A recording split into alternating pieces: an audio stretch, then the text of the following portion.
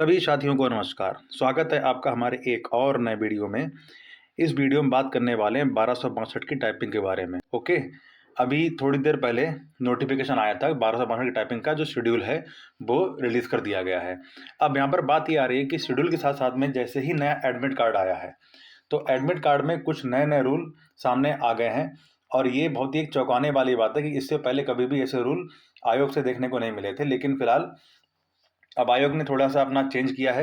अब ये टाइपिंग में नए-नए रूल लेकर आ गए हैं। कुछ नए रूल हैं, उनके बारे में बात करेंगे और डिस्कस करेंगे। सबसे पहले देखिए क्या-क्या रूल हैं।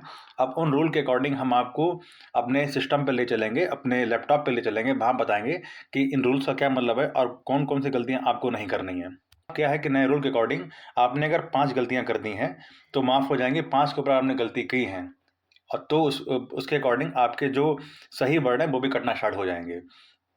ओके, अब आप देखिए मेरे पास एक आया हुआ है, मैं दिखा दूँ कैलेंडर में आपको। तो देखिए एक बच्चा है मेरा आदित्य कुमार गौंड नाम का, हमारे मतलब चैनल पे जुड़ा हुआ है, तो उसका टाइपिंग टेस्ट है, तो उसने मुझको ये भेजा है कि सर ये देख लीजिए। तो ये आपके सारे के सारे यहाँ पर दे रखी हैं, आप रूल देख लीजिए कौन-कौन से क्या-क्या रूल हैं। बाकी सारी चीज़ें आपको पता ही होंगी, ऊपर 5 मिनट का टाइपिंग, 5 मिनट का हिंदी, 5 मिनट का इंग्लिश। अब जो मेन सरप्राइज़िंग है वो ये वाला पोर्शन आपका बहुत सरप्राइज़िंग पोर्शन होने वाला है। ठीक है, तो इसको ही हम देखेंगे एक-एक करके। अब हम चलेंगे सीधे अपने सिस्टम पर, अपने लैपटॉप पे चलेंगे, वहाँ दिखाएँगे आपको कि क्या-क्या इसमें दिया गया है और किस तरह से आपको ये करना पड़ेगा। ठीक है, अब चलते हैं सीधे अपने लैपटॉप पे। अच्छा, तो ये देखिए आपका जब आप एडमिट कार्ड आपका डाउनलोड होगा तो इस तरह से आपके यहाँ पर आएगी। अब देखिए बात इसमें ये है कि अब टाइपिंग थोड़ी आसान नहीं होने वाली है। मैं किसी को यहाँ पर डिमोटिवेट नहीं कर रहा हूँ, लेकिन क्योंकि यहाँ वर्ड आपके काउंट होंगे, जिन बच्चों ने अच्छी प्रैक्टिस करी होगी थोड़ा वही इस बारे में अच्छे से समझ पाएंगे और टाइपिंग निकाल पाएंगे। बाकी थोड़ा सा आपके लिए टफ पड़ जाएगा, हालांकि ऐसा नहीं है। शाम को मैं वीडियो लेकर आऊँगा इसको लेकर लाइव, तो आपको बताऊँ टाइपिंग अब कैसे करनी है। ठीक है, टाइपिंग किस तरह से करनी है। अब जैसे मान लीजिए 14 नंबर है। टंगड़ परीक्षा में शुद्धियाँ दो तरह की दी गई हैं। पहली है पूर्ण अशुद्धि और दूसरी है अर्धशुद्धि। ओके, दो तरह की अशुद्धियाँ यहाँ पर दी गई हैं। अब देखिए फुल मिस्टेक में क्या क्या काउंट होगा। For every omission of a word of figure, जैसे मान लीजिए कोई वर्ड है, कोई लिखा हुआ I am a boy and I am a, मतलब ऐसे कुछ भी लिखा है, तो अगर आपने बॉय को हटा दिया, आई एम ए बॉय को हटा दिया, मतलब वो शब्द को आपने हटा दिया, तो आपकी गलती मानी जाएगी है। ठीक है, ये गलती अब मानी जाएगी। जैसे मैं पहले आपसे कहता था, भी टाइपिंग जो बताई थी मैंने आपको कि अब सारे वर्ड को आप अगर कोई ज़्यादा बड़ा वर्ड है तो पहले टाइप करने के बाद आप स्किप कर सकते हैं। तो अब ऐसा 5 तक ही कर सकते हैं, आप 5 तक कर सकते हैं, उसके बाद गलतियाँ काउंट करी जाएंगी, गलतियाँ काउंट मानी जाएंगी। ओके, तो अब ज़्यादा ही स्किप मत करिएगा। दूसरा पॉइंट ये है कि for every substitution of a wrong word figure except transposition of a word. दूसरा मतलब क्या है कि जैसे कोई वर्ड लिखा है, ओके, जैसे मान ली कभी कभी क्या होता है कि किसी वर्ड के पर्यायवाची जिसको मान लेते हैं, वहां पर कोई वर्ड लिखा और बड़ा वर्ड था, आपने सोचा किसकी जगह हम उसका रिलेटेड ही दूसरा वर्ड टाइप कर दें, वो भी गलती मानी जाएगी। ओके, दूसरा ये हो गया।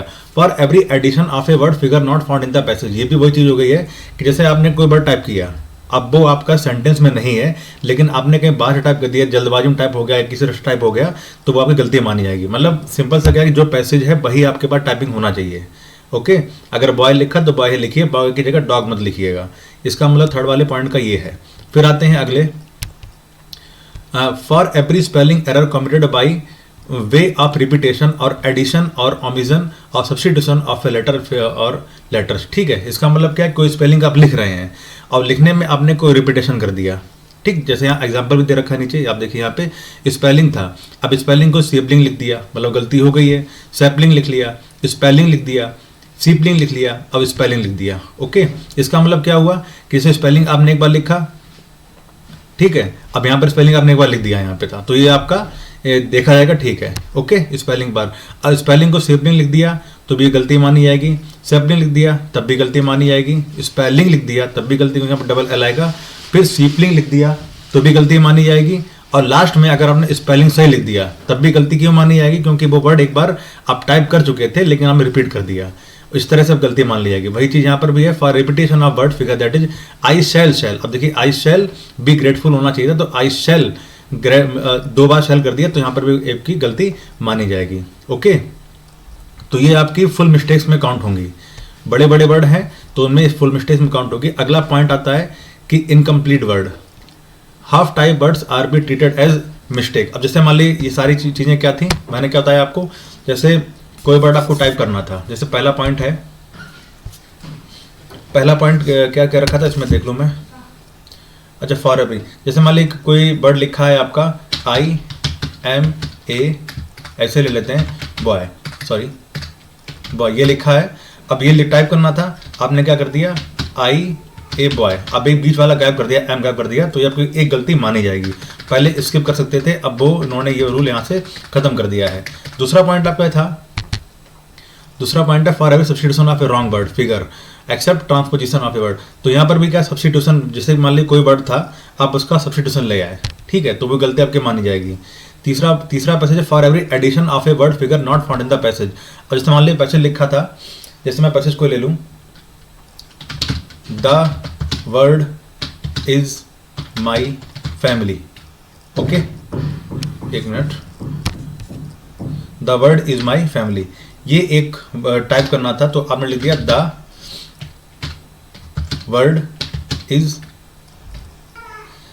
Is my family and I am, ये मान लो लिख दिया। तो देखिए ये वाला पैसेज हमको टाइप करना था, the word is my family, लेकिन आपने एंड माले टाइप कर दिए। चलिए छोड़ दिए इसको, एंड टाइप कर दिया, तो ये एक आपकी गलती मानी जाएगी। मतलब सिर्फ आपको वो चीज़ टाइप करनी है जो इसमें हो, ओके, ये गलती आपकी मानी जाएगी।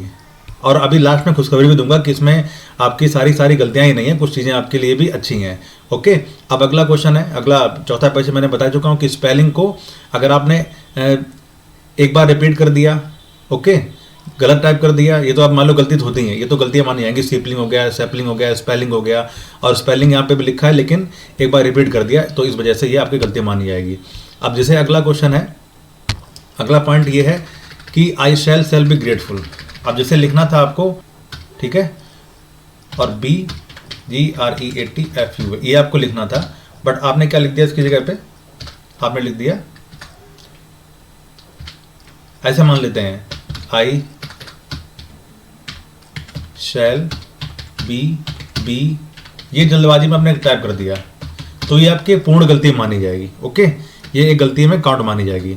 चाहे आई शैल कर दिया, चाहे आई कर दिया, मतलब कोई वर्ड एक ही बार टाइप होना चाहिए, बार बार टाइप नहीं होना चाहिए, उसके बारे में यहाँ दिया है। अगला है पॉइंट नंबर 5, इनकम्प्लीट वर्ड, ठीक है, अगर इनकम्प्लीट वर्ड को लिखा तो भी आपकी गलती मानी जाएगी। जैसे मान लीजिए इनकम्प्लीट वर्ड में हमें लिखना था एलिफेंट, ठीक है, हमें लिखना था एलिफेंट, ELEPHAN, इतना लिखकर आपने स्पेस मार दिया, ये गलती मानी जाएगी आपकी, ये पूरी गलती मानी जाएगी, आपने टी काउंट नहीं किया, तो यहाँ पर आप क्या कर सकते हैं, बैक स्पेस का यूज कर सकते हैं, ओके, ये आपकी गलती एक मानी जाएगी। तो ये आपकी फुल मिस्टेक में इतना पॉइंट दे रखा है। अब आते हैं हाफ मिस्टेक में। हाफ मिस्टेक में क्या है कि जैसे पहला ही है spacing error where no space is provided between two words, that is, अच्छा ठीक है, जैसे फिर मैंने बताया, जैसे लिखा है कि IMA इंडियन लिखना था, मान लो इंडियन, ओके, अब आपने क्या कर दिया, लिखना ये था, आपने लिख दिया IMA, ऐसे लिख दिया IMAINDIAN। अब यहाँ पर A और I के बीच में स्पेस नहीं दिया, तो ये एक हाफ मिस्टेक आपकी मानी जाएगी, ये आपकी हाफ मिस्टेक मानी जाएगी। तो यहाँ पर आपको ध्यान नहीं देना है कि ये नहीं होना चाहिए, the word is my family, okay. अब देखिए द वर्ड के बीच में स्पेस नहीं है, तो ये आपकी एक हाफ मिस्टेक मानी जाएगी, ओके। अब आपका दूसरा पॉइंट आ जाए, रॉन्ग कैपिटलाइजेशन। रॉन्ग कैपिटलाइजेशन का मतलब क्या है, जैसे मैं अभी कर रहा हूँ, ये रॉन्ग कैपिटलाइजेशन नहीं आएगा। जैसे क्या है कि जहाँ पर कैपिटल लेटर आना था कैपिटल लेटर करना है, जहाँ स्मॉल लेटर आना है वहाँ पर स्मॉल लेटर टाइप करना होगा। जैसे मान लीजिए अगर मुझे लिखना है कि आई, अब यहाँ पर आई ये वाला बनेगा MNINDIAN, ओके। यहाँ पर आपको जैसे इंडियन लिखना था तो हमने कैपिटल आई बनाना था, लेकिन मैंने यहाँ पर स्मॉल कर दिया। खैर जो भी जैसे वहाँ पर पैसे में जो लिखा सेम आपको वैसे लिखना होगा, ओके। इसी तरह से, और जल्दबाजी में कभी क्या होता है कि हम लोग जब फुल स्टॉप लगाते हैं, फुल स्टॉप के बाद में अगर जैसे फॉर आ गया तो फॉर तुरंत हम क्या करेंगे, फॉर को कैपिटल बनाएंगे। अगर आपने स्मॉल में बना दिया फॉर ऐसे करके, फॉर ये पैराग्राफ सॉरी फुल स्टॉप के बाद में अगर आपने ये फॉर लिखा तो अब गलती मानी जाएगी। तो यहीं पर बताया गया है कि आपको रॉन्ग कैपिटलाइजेशन बिल्कुल नहीं करना है, ओके। अगले आता है पंक्चुएशन एरर्स। पंक्चुएशन ये आपका थर्ड पॉइंट है, पंक्चुएशन एरर। इसमें क्या करना होगा, पंक्चुएशन का मतलब क्या है कि जो आपने जो मार्क लगाते हैं, प्रश्नवाचक चिन्ह लगाते हैं या फुल स्टॉप लगाते हैं, फुल स्टॉप कॉमा लग गया, या फुल स्टॉप की जगह पर मान लीजिए क्वेश्चन मार्क लग गया, तो ये आपकी गलती मानी जाएगी। ओके, तो जहाँ पर जिस तरह का पॉइंट है आपको वो लगाना पड़ेगा। ट्रांसपोजिशन का error, where word are transpose, जैसे मैंने लिखना था कि वैसे ये वाला ले लेते हैं, आई, हमें टाइप करना था आई